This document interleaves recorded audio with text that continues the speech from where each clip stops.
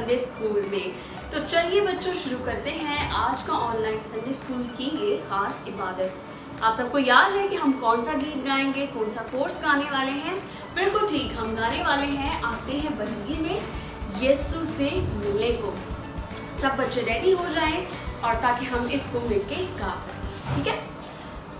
आते हैं बरगी में यीशु से मिलने को, आते हैं बरगी में यीशु से मिलने को, जल्दी जल्दी आए अपना सर झुकाए, जल्दी जल्दी आए अपना सर झुकाए, अदब से बैठेंगे यीशु से मिलने को, अदब से बैठेंगे यीशु से मिलने को, आमीन।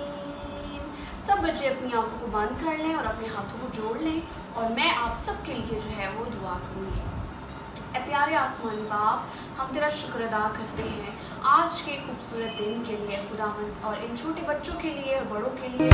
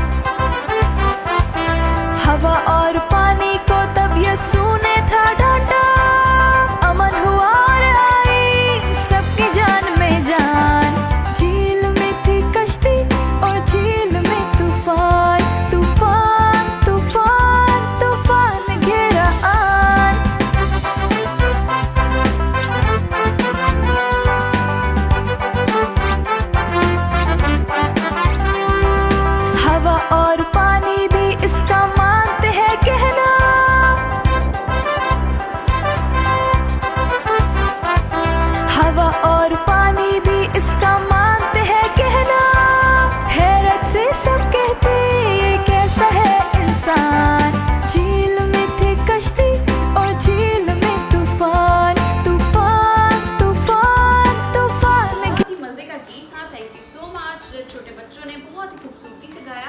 अब हम चलते हैं टीचर अनन के पास और देखते हैं कि मीटिंग के अगले हिस्से में उनके पास क्या। बैक प्यारे बच्चों, मुझे उम्मीद है कि आप सब ने इस गीत के वसीले से बहुत बरकत पाई। मैंने तो बहुत बरकत पाई है। और प्यारे बच्चों, अब हमारा स्टोरी टाइम है और मुझे उम्मीद है और मुझे पता है कि आप सब बहुत एक्साइटेड हैं स्टोरी सुनने के लिए। और स्टोरी के लिए बच्चों आपको पता है कौन है? स्टोरी के लिए मिस इरम सलीम कहानी जो हम सबकी फेवरेट है। आज आए प्यारे बच्चों, हम अपनी जोरदार भरपूर क्लैपिंग के साथ उनको वेलकम करते हैं स्टोरी के लिए। इसी में आप सबको सलाम।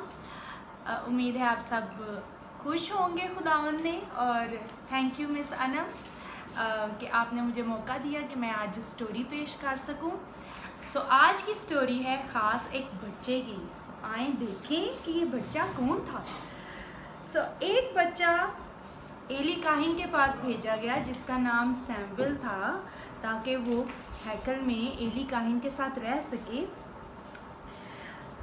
उस बच्चे का हाथ पकड़कर एली काहिन उसे हैकल में लेकर आया, और वहाँ पर उसने हैकल की सब चीज़ें उसको दिखाईं और जगहें दिखाईं, जैसे कि लोग दुआ कर रहे हैं, खुदा का मज़बा जहाँ पर कुर्बानी की जाती है, और ख़ास और ख़ूबसूरत चीज़ें। और ये देखकर जो सैमुएल था वो बहुत खुश था। फिर एली काहिन उसे हैकल के अंदर लेकर गया, जहाँ पर हर चीज़ सोने की बनी हुई थी, जैसे कि सोने का चिरागदान जिसमें 7 चिराग थे, और सोने का मेज़, और उस पर बखूर जलाया जाता था। और एली काहिन ने अंदर आकर बखूर जलाया और उसकी ख़ास बड़ी खूबसूरत और अच्छी खुशबू आने लगी, और हर चीज़ सोने की थी और वो ख़ास जगह थी। और बखूर जलाने के बाद एली काहिन ने दुआ की, और जब वो दुआ कर रहा था तो दूर से सैमुएल ये सब देखकर बड़ा खुश हो रहा था, और वो सोचता था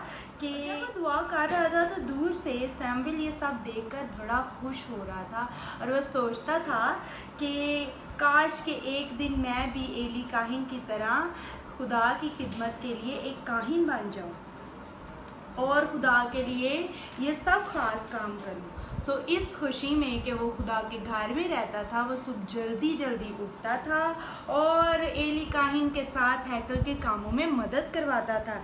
जैसे ये देखें खूबसूरत पर्दे, इनको भी वो काम में लाता था, डस्टिंग करता था फर्नीचर की, फिर लकड़ियाँ लेकर आता था ताकि आग जलाई जाए, और बाद में वो एली काहिन की मदद करता था कि उस ख़ास चिरागदान में जिसमें 7 चिराग हैं उसके अंदर वो तेल भर सके, क्योंकि तेल भरने से ही वो रोशन होते हैं। और इस चिरागदान की ख़ास बात ये है कि ये चिराग हर वक्त जलते रहने चाहिए, दिन और रात।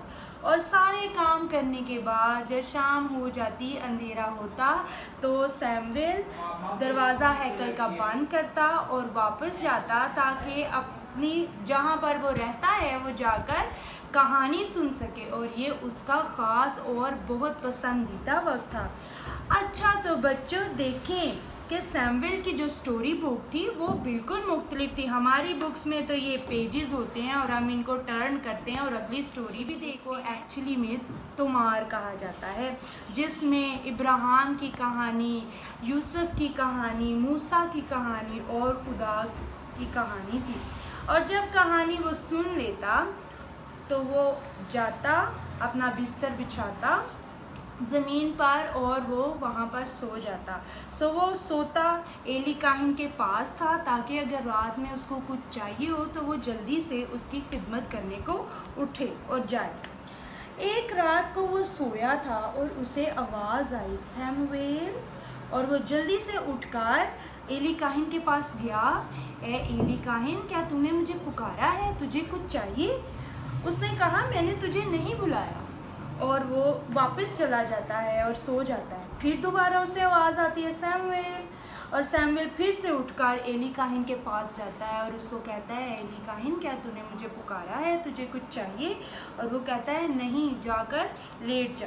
और जब तीसरी बार उसे फिर आवाज़ आती है और वो एली काहिन के पास जाता है, तो एली काहिन सोचता है कि ये आवाज़ तो ज़रूर खुदावंद की होगी, और वो उसे समझाता है कि अब तुझे जब ये आवाज़ आए तो तूने कहना है, खुदावंद फरमा, क्योंकि तेरा बंदा सुनता है।